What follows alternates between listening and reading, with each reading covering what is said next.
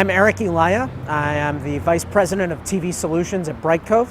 Brightcove is, if not the largest, one of the largest online video platforms. We're a cloud-based service to operationalize and manage all of your online video business needs. It's a little bit like looking into a crystal ball. If I had an answer for how the media business was going to transition from analog to digital and preserve all the business models in the process, I'd be a very wealthy man. It's nice to be in the online video platform business, to be enabling companies that have to deal with this transition from analog to digital, or really digital broadcast to IP, to simplify the complexity that exists in making that transition. Brightcove is pretty excited about HTML5 and what it could mean for the adoption of video across mobile platforms. We're supporting the Adobe stack across mobile platforms as well. You know, it is definitely a much more complex world that publishers are having to deal with.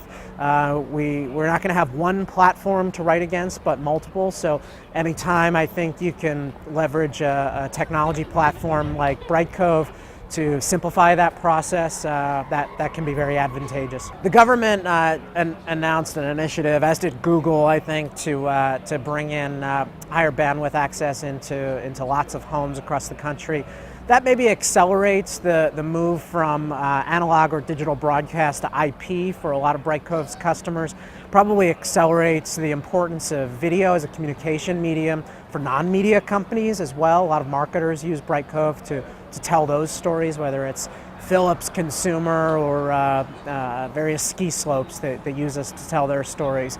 So that maybe accelerates the adoption, but honestly, we've seen quite a commoditization of delivery charges around video over the past few years, combined with increases in horsepower on the desktop and on mobile platforms and improving codecs.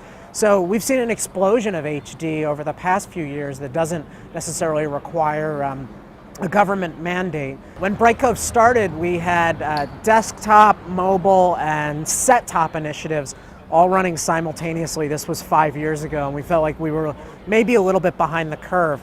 I think sometimes when you're in the industry, you tend to overestimate how quickly the adoption of new platforms takes place. But we're definitely truly at an inflection point now that we're all carrying around mobile devices with some big screens on them.